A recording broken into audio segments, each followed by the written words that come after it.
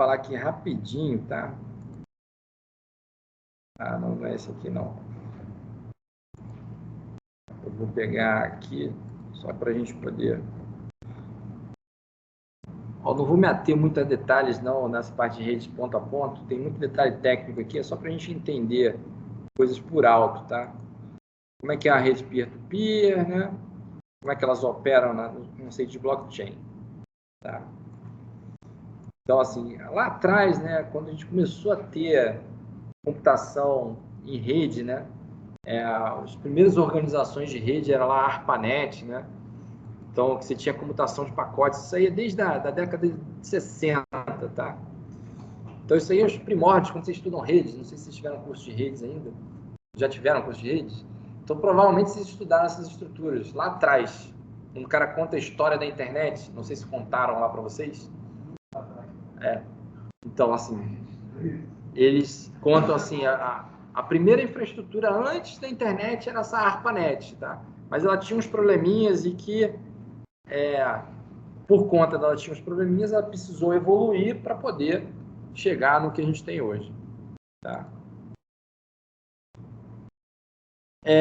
Então, transmissão de pacotes, acredito que vocês já sabem também como é que funciona, né? Quando você precisa mandar alguma informação, você, pela internet hoje em dia, ou então via rede, né? Você quebra ela em vários pacotes e manda os pacotes, né? E aí você gerencia a confiabilidade da entrega disso em cima dos pacotes que você está enviando, tá? Não é uma transmissão analógica, é uma transmissão digital, né? Você precisa quebrar as coisas para poder mandar. Existe uma rota, né? Ele tenta os roteadores, né? Tentam calcular a rota ideal para mandar os pacotes. E no destino a informação é remontada, tá? Então, geralmente, você tem uma estrutura que é uma mensagem, você vai quebrando em pacotes, onde o pacote tem o cabeçalho e tem o payload, né? Que é a carga, né? Que você envia. E aí, quando você tem comunicação entre vários nós, você quer chegar de um nó até o outro, você vai tentar, através dos caminhos que você tem, os teus roteadores, né, vai tentar encaminhar uma rota que ele seja a melhor possível entre os nós. Então, por exemplo, pode ser que a tua melhor rota seja essa aqui, né? Não quer dizer que seja a única rota, você pode ter outras rotas aqui, mas essa seria um exemplo de rota, tá? Então, por exemplo, se você tem uma rota que passa por um determinado nó, né? E esse nó, por exemplo, é comprometido, você poderia simplesmente fazer uma outra rota, tá? Redes ponto a ponto, né? Peer-to-peer, né? A gente tem uma forma descentralizada da estrutura de redes. Ao contrário do modelo do cliente-servidor, todos os nós são pares, né? São participantes iguais. Então, a gente tem o nó faz papel de client e de server, tá? E aí eles são compartilhados entre os pontos, sem ter um servidor central. Os pares contribuem com recursos, incluindo largura de banda, espaço de armazenamento, poder de processamento. Aplicativos históricos peer-to-peer, né? Não sei se vocês pegaram essa época, eu peguei. Eu sou um pouquinho mais velho que vocês. Napster. Hoje em dia a gente usa Spotify, né? Mas existiu uma época que, se você queria ouvir uma música em meios digitais, né, sem ser rádio, você podia baixar um arquivo MP3, tá? Você baixava um arquivo MP3 e você ouvia o arquivo na sua máquina local, tá? Então, assim, não existia, nessa época não existia smartphone. Vamos voltar, né? Como é que você escutava a música? Você chegava lá no seu PC, aí você pegava lá, baixava um MP3 da vida. Não existia streaming também, gente. Esse negócio de streaming é uma coisa mais recente, tá? Oi? Então, o precursor de você baixar a música pela internet foi o Napster, tá? E o Napster, ele tinha uma rede peer-to-peer. As pessoas podiam compartilhar MP3 com outras pessoas. Só que tem uma pequena questão envolvida nisso, né? Que chama-se direito autoral. Então, assim, quando você pega e faz uma cópia não autorizada de uma música, né, você está rompendo aí com os direitos autorais do autor, porque ele geralmente ganha lá algum valor quando a música é tocada no rádio ou quando alguém faz uma cópia, né, daquela música. Então, era uma plataforma lançada em 1999. Tá? Nessa época eu estava no ensino médio, cara. Não estava nem na faculdade ainda. Pois é. E foi uma plataforma muito popular de peer-to-peer, né? Ele tinha um servidor central para indexação. Olha só que legal. E o peer-to-peer para transferências. O que aconteceu com isso? Em 2001, o Napster foi desligado por questões legais. Por quê que conseguiram desligar o Napster? Porque ele tinha um servidor central para indexação. O cara desligou o index. Tá? O cara estava rompendo com lei, assim, de forma ampla. Como é que era lá o Napster? Está lá o index server, tinha uns clientes que se conectam no index server. Então, se você precisa ter... Existiam alguns clientes, né? E se você precisava ter alguma música, você precisava conectar no index server para você baixar. Então, ele falava assim, ó, eu quero tal música, eu quero tal arquivo. Quem é que tem o arquivo? Esse cara aqui. Aí ele ia lá e te conectava diretamente, mas depois de passar pelo index server. Tá? Então, tinha um ponto central de falha aí e o cara... foram desligados esses caras. Existia outros sistemas, né, de compartilhamento de arquivo também famosos, Gnutella, que eu acho que o cliente aí chama LimeWire, né? Vocês também não pegaram essa época, mas teve uma época que era muito comum você compartilhar arquivo. Tá? Quero compartilhar um arquivo, você usava isso. Conecta com todos os nós buscando os arquivos, obtém as conexões, os peers, né, com a rede, via essa rede chama bootnodes, né? Os bootnodes são os nós indexadores, tá? Então, em 2010 foi encerrado também pelo Tribunal dos Estados Unidos. Como é que você encerra essa rede? Você desliga os bootnodes. Tá? Tinha mais de um índice. Você conseguia desligar os índices. Tá? Vamos lá, comparação, né? Client-server e peer-to-peer. Né? Client-server a gente tem um servidor centralizado, mais servidores centrais controla a rede. Peer-to-peer é descentralizado, todos nós participam igualmente. Fluxo de dados, né? Servidor fornece os dados aos clientes. No cliente-servidor, no peer-to-peer, os pares compartilham os dados diretamente entre si. Gestão dos recursos, né? Os servidores gerenciam os recursos e controlam o acesso. No peer-to-peer, os pares contribuem com recursos, incluindo largura de banda, espaço de armazenamento e poder de processamento. Escalabilidade, né? Client-server pode ser limitado pela capacidade do servidor e o peer-to-peer é altamente escalável devido à distribuição de recursos. Tá? Medidas de segurança. Segurança centralizada para o client-server, tem um ponto único de falha.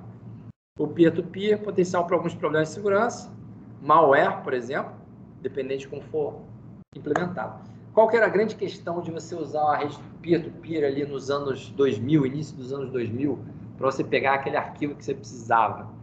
Sabe o que o pessoal gostava de compartilhar nesses sistemas?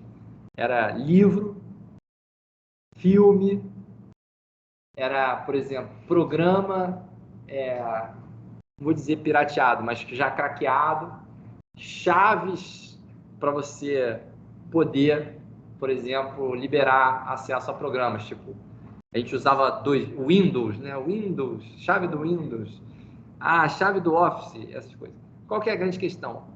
O cara mal intencionado, ele vai lá e coloca um arquivo já com vírus lá para você. E aí, quando você baixa aquele arquivo, ou com malware, né? Você já obtém ele com um vírus, né? Então, assim, era uma tal de uma dispersão de vírus adoidada aí no início dos anos 2000. E, assim, se você queria usar esse tipo de sistema, você tinha que tomar muito cuidado e ter um antivírus bom, assim, e passar o antivírus no arquivo antes de abrir o arquivo, tá? Então, vamos lá. Só estrutura de rede, centralizados tem um ponto único de falha. Quando esse ponto único falha, se desconecta a rede inteira. Tá? Descentralizado deveria ser mais ou menos assim. se você tem um nó falha, você acaba conseguindo uma outra rota para os mesmos nós, né? Se a rede for totalmente descentralizada, nenhum nó é privilegiado, você tem menos gargalos de largura de banda, você tem resistência a ataques de denial of service, tá? Denial of service, para quem não sabe, né, é um ataque que você tem você bota vários bots normalmente, né, mandando muitas mensagens centralizadas em algum local da rede para você impedir que o serviço seja atendido, tá? Nenhuma infraestrutura centralizada necessária, exceto a internet. Aí os caras botaram por enquanto, né? Isso é ousado pra caramba, dizer que você vai substituir a internet por alguma outra coisa. Tem que ser muito ousado. Tá? Você dá para fazer comunicação de rede sem internet, tá? Assim, peer-to-peer também.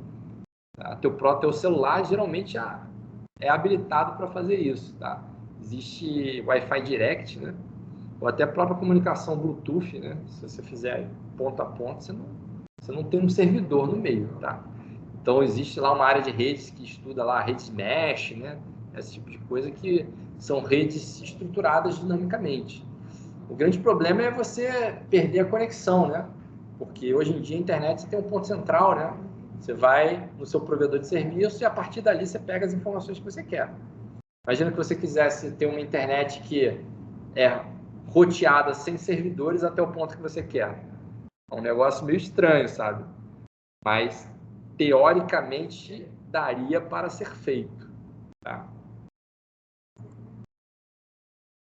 Dificuldades e desvantagens de uma rede descentralizada. Por não ter permissão, o nó pode compartilhar recursos maliciosos, que era o que acontecia. Tá? Latência, você não tem Você pode ter problemas, por exemplo, de fluxo de rede, de dados em rede. Dependendo da estrutura da rede, não sei se vocês fizeram curso de rede ainda, você pode ter congestionamento, né, que a gente chama. Pensa o seguinte, imagina aquelas imagens assim do trânsito na Índia ou naqueles países que são bem caóticos o trânsito, assim, para você saber o que é um congestionamento de rede.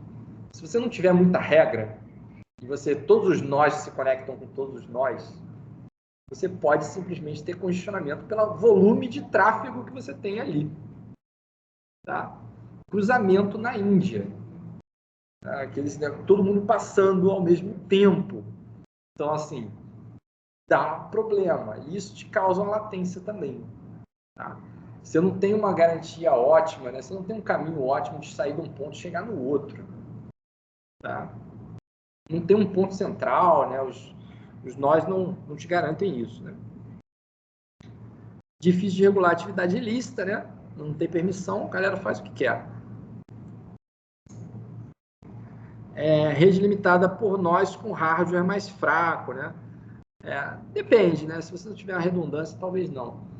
Mas se você tem que mandar comunicação e todo mundo tem que aceitar essa comunicação ou responder de alguma forma, os nós mais fracos vão dar gargalo, né?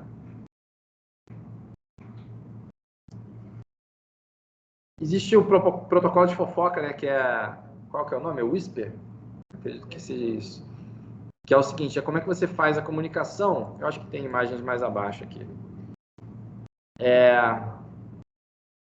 Como é que você espalha informação na rede, né? Então é o seguinte, o nome é fofoca, não é à toa, né? Você quer mandar informação para todos nós da rede, né? Então um manda e fala assim, ó, você tem o bloco 45, né?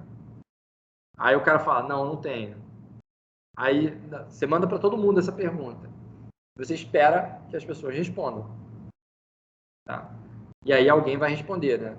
Esse cara aqui não tem, mas esse cara aqui tem, por exemplo.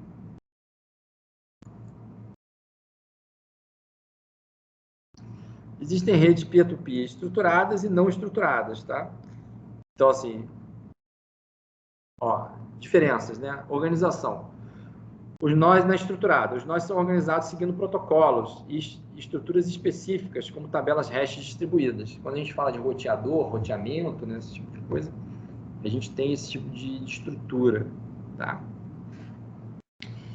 Os nós são conectados, redes peer-to-peer não estruturadas, são conectadas de maneira ad hoc, sem qualquer organização específica, que é o caso das redes mesh, né? Quando você fala em redes de sensores, redes que são estruturadas dinamicamente, né? Geralmente você tem um cara aí que é não estruturado, né? Acho que tem exemplos aqui, né? Vamos embora. Eficiência de pesquisa, né? Na estruturada, operações de pesquisa eficientes devido à natureza da estrutura. Na peer-to-peer não estruturada, operações de pesquisa podem ser menos eficientes e envolvem inundação das redes, que é aquele protocolo de Whisper. Quero fazer uma pesquisa numa rede não estruturada. Eu mando mensagem para todo mundo, eles vão espalhando isso. Aí depois vem o retorno. Tá? Flexibilidade estruturada, menos flexível, por as mudanças de topologia exigem reestruturação. E a não estruturada é altamente flexível, né? Os nós podem ingressar e sair, e isso se reorganiza livremente. Tá? Privacidade. Na estruturada, a localização dos dados é previsível devido à organização da estrutura. E na não estruturada, maior potencial para anonimato, tá? Porque você não tem uma estrutura. Precisa fazer descoberta em rede, né? Como é que você descobre, né? Ou como é que você se conecta na rede, né? Se conecta no par, né? Peça aos pares uma lista dos seus nós conhecidos. Conecte-se a um subconjunto aleatório desses pares na lista, né? Tá. Repita a etapa 2 e 3. Então, a questão é assim, como é que você se conecta, né? O grande problema é isso aqui, ó. Conecte-se a um par. Para você entrar na rede, você tem que conhecer pelo menos um nó da rede. Não tem como entrar na rede sem saber nenhum nó. Tá? Então, alguém tem que dizer aonde esse nó está, ou pelo menos você tem que ser capaz de descobrir um nó. Tá? As primeiras redes peer-to-peer, né, aquelas que foram desligadas lá, o Napster, o Gnutella, eles tinham indexadores. Eles tinham os caras que você ia lá naquele nó específico e buscava os outros nós. Tá? Se você quer fazer uma rede realmente descentralizada, você não pode ter indexadores. Tá? Não tem como. Descoberta inicial, né? Aí era o que eu estava falando, né? Bootnode. Tá? Bootnode é um cara que tem um nó, que tem informação sobre os nós, tá? Mais tarde a gente vai falar mais sobre isso. Possíveis ataques em redes peer-to-peer, né? Desconectar um nó específico, te isolar. O cara fala o seguinte, esse cara que está conectado nesses nós, eu vou lá e mato os nós em torno dele. O cara está isolado. Tá? É chamado de ataque de eclipse, né? Inundar um nó de destino com vários pares de... Como é que faz esse ataque, né? Pares maliciosos, por exemplo. Então, o nó vai lá e armazena esses pares maliciosos e utiliza para sincronizar.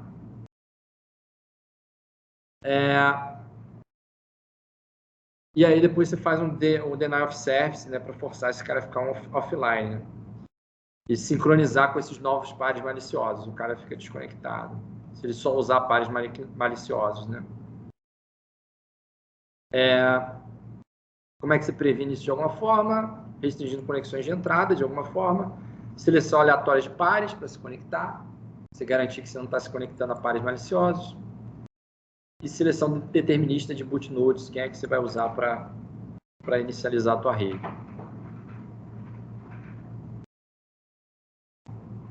Você pode restringir a entrada de novos nós, mas não é o que você quer, porque senão você restringe a tua rede.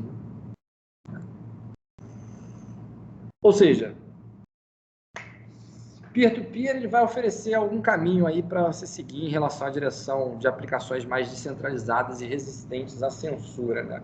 É melhor do que o centralized, mas você tem que tomar alguns cuidados, porque a gente já viu alguns exemplos aí que redes peer-to-peer podem ser desligadas também, dependendo da estruturação que você faz ela. Tá?